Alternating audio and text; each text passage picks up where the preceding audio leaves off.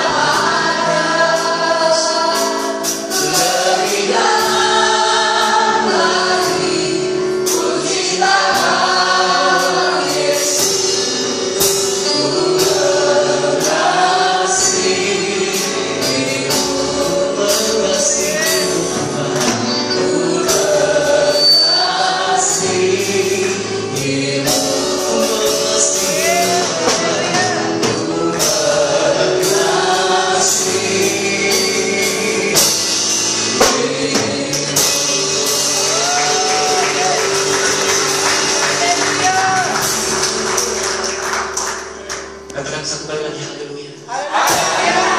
3, 2, 1.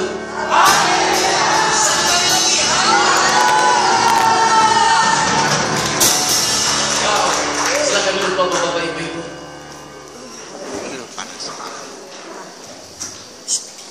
Bilangnya saudara. Wow. Kalau ngomongnya saudara-saudara, jangan ibu-ibu bapak susah. Amin.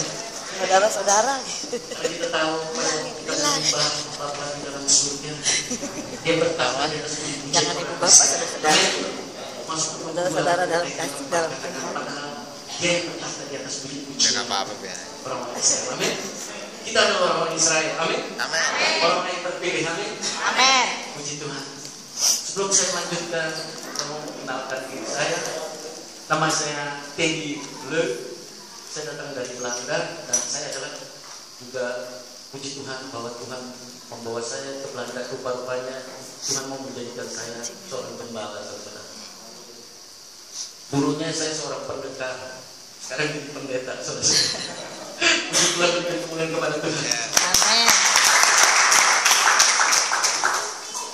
Dan saya datang dengan istri saya. Shalom. Kami telah 33 tahun menikah dan kami disertai 2 orang anak. Anak saya yang tertua umur 33 dan yang kedua adalah umur 28, dan yang 33 sudah mempunyai 2 putri, dan yang kedua mempunyai 1 anak laki-laki. Puji Tuhan bahwa saya diberikan 3 cucu. Saudara-saudara, itu perkenalan saya. Sekarang saya mau memperkenalkan Yesus. Tentunya saudara-saudara sudah mengenal Yesus. Tuhan, amin. Haleluya. Saya melihat tema dari KKN ini adalah Unity Ministry. Benar? Satu kesatuan dalam pelayanan. Mari kita baca di Kisah Para Rasul 16. Saya percaya bapak-bapak ibu sudah mengetahui mengenai tentang Apa udah? Rasul Paulus dan Silas. Kisah Para Rasul 16 ayat yang ke-16.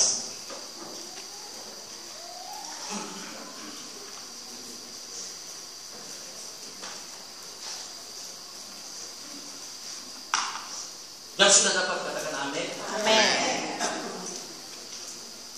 Mari kita baca sama-sama. Ini sedikit panjang, jadi kita baca pelan-pelan ya, bapak-bapak ibu-ibu. Kita baca kira-kira sampai 34. Saudara-saudara. 3, 2, 1. Pada suatu kali ketika kami pergi ke tempat sembah, kami bertemu dengan seorang perempuan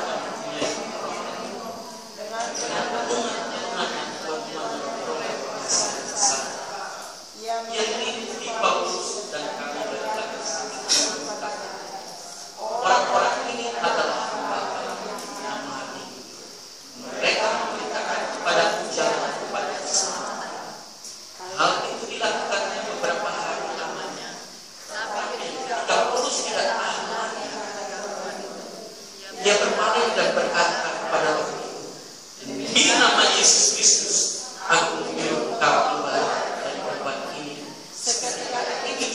keluar roh itu. Ayat 19. Ketika tuan-tuan perempuan itu melihat bahwa harapan mereka akan mendapat penghasilan, mereka menangkap Paulus dan Silas, lalu menyeret mereka ke pasar. Setelah mereka membawa keduanya menghadap pembesar-pembesar kota itu, berkatalah mereka kepadanya, orang-orang ini mengacau kota kita ini, dan mereka orang Yahudi, dan mereka mengajarkan adat istiadat yang kita sebagai orang Hindu tidak boleh menerimanya atau memenuhinya. Juga orang banyak bangkit menentang mereka. Lalu pembesar-pembesar kota itu menyuruh memboyakan pakaian dari tubuh mereka dan menggeram mereka. Setelah mereka berkali-kali didera, mereka dilempar dari dalam penjara. Kepala penjara diperintahkan untuk menjaga mereka dengan sungguh-sungguh. Sesuai dengan perintah itu, kepala penjara memasukkan mereka ke ruang penjara yang paling tenang dan membelenggu kaki mereka dalam pasungan yang kuat. Tetapi kira-kira tengah malam, Paulus dan Silas berdoa dan menyanyikan puji-pujian kepada Allah, dan orang-orang mulai mendengarkan mereka. Akan tetapi terjadilah gempa bumi yang hebat, sehingga sendi-sendi penjara itu goyang, dan seketika itu juga terkeras pintu dan terlepaslah belenggu mereka semua. Ketika kepala penjara itu terjaga dari tidurnya dan melihat pintu penjara terbuka, ia menghunus pedangnya dan membunuh diri, karena ia menyangka bahwa orang-orang umat itu telah melarikan diri. Tapi Paulus berseru dengan suaranya, katanya, jangan celakakan dirimu, sebab kami semuanya masih ada di sini. Kepala penjara itu menyuruh membawa seluruh, lalu kembali masuk, dan dengan gemetar tersentuhlah dia dengan Paulus dan Silas. Ia mengangkat mereka keluar sambil berkata, Tuhan, apakah yang harus aku perbuat supaya aku selamat? Jawab mereka, percayalah kepada Tuhan Yesus Kristus dan engkau akan selamat, engkau dan istri rumahmu. Lalu mereka mendengarkan firman Tuhan kepadanya dan semua orang yang ada di rumahnya. Pada jam itu juga kepala penjara itu membawa mereka dan membasuh bilur mereka. Seketika itu juga ia dan keluarganya memberi diri baptis. Lalu ia membawa mereka ke rumahnya dan menghidangkan makanan kepada mereka.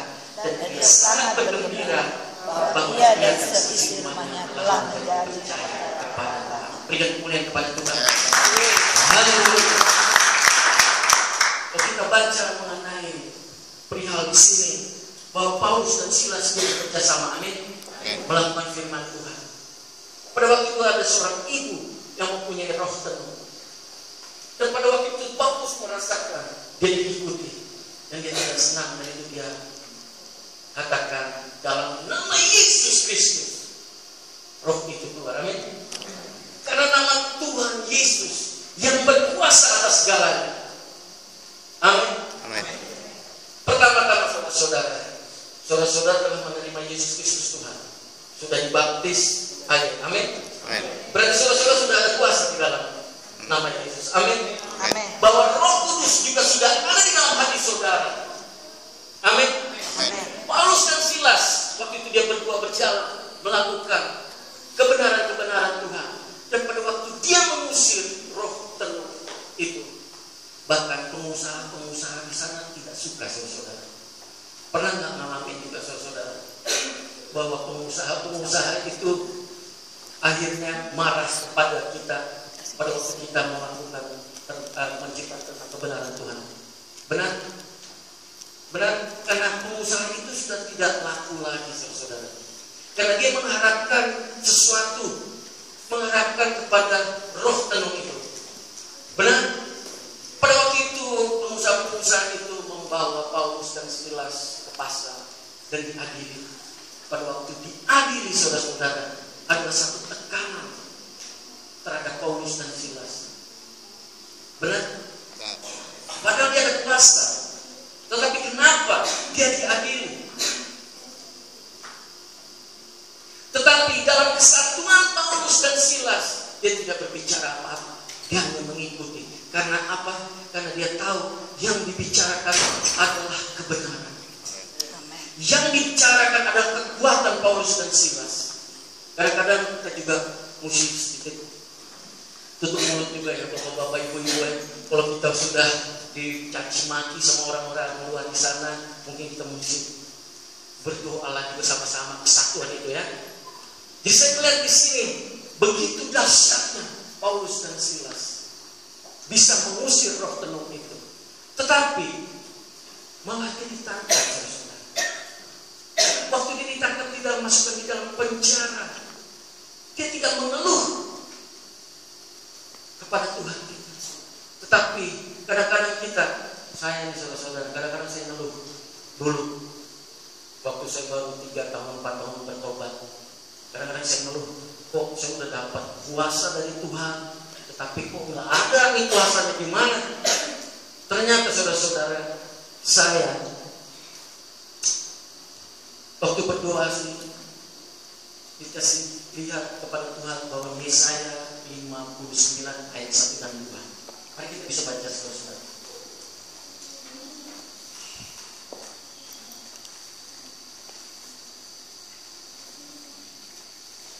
Yesaya 59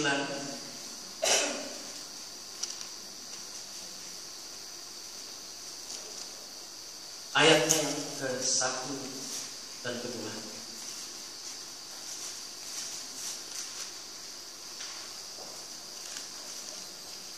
Yang sudah dapat katakan amin. Mari kita baca 3, 2, 1. Sesungguhnya tangan Tuhan tidak kurang panjang untuk menyelamatkan, dan pendengarannya tidak kurang tajam untuk mendengar. Tapi yang merupakan pemisah antara kamu dan Allahmu ialah segala kejahatanmu, dan yang membuat dia menyembunyikan diri terhadap kamu, sehingga dia tidak mendengar, ialah segala dosamu. Saudara-saudara, pada waktu saya baca ini saya sangat sedih, saudara-saudara, dan mulai saya mengoreksi diri saya. Tuhan, saya sudah bertobat, saya berdoa, apalagi yang harus kulakukan Bapak. Ternyata pada waktu itu 3 tahun saya baru bertobat, saya harus mengampuni seseorang dari keluarga saya, yaitu adalah adik tiri saya. Jadi pada waktu itu ada seorang pendeta, waktu dia berdoa kepada saya, dia katakan begini, Pak Teddy, Tuhan mau memakai kamu, tapi ada satu yang menghalang saudara, yaitu adalah pengampun. Pada waktu itu saya kaget, saudara, kok dia bisa tahu? Saya katakan kepada Pak Pendeta, memang ada, kalau bisa maafkan ini hari. Saya katakan, saya berpikir dulu, karena biasa tuh manusia maunya berpikir dulu. Nah, waktu saya berpikir, saudara, waktu saya berpikir kira-kira 1 minggu, akhirnya benar Tuhan. Waktu saya menemukan firman Tuhan, Markus 11 ayat 25 katakan begini, saudara. Mari kita baca sebentar.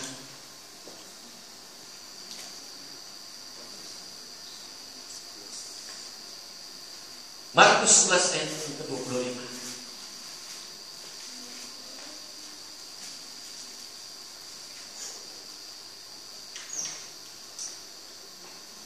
Yang sudah dapat katakan amin. Kita katakan bersama-sama 3, 2, 1. Dan jika kamu berdiri untuk berdoa, ampunilah kamu sekiranya ada batas kamu dalam hatimu terhadap seseorang, supaya juga Bapamu yang di surga mengampuni kesalahan-kesalahan. Pada waktu itu saudara, saya kaget dan saya katakan, Tuhan, aku mau, tapi berikan aku kekuatan. Dan pada waktu itu tidak saya bikin acara atau apapun juga. Waktu itu di rumah saya datang ke rumah mama saya, ketemu dengan adik tiri saya, dan saya ketemu Ibu Ruby di situ, ada Pak Sugiarto pada waktu itu, dan ada kakak saya Ricky, dan ada adik saya Denny. Dan di situ kami melakukan ujian penyembahan. Dan situ saya katakan, Tuhan,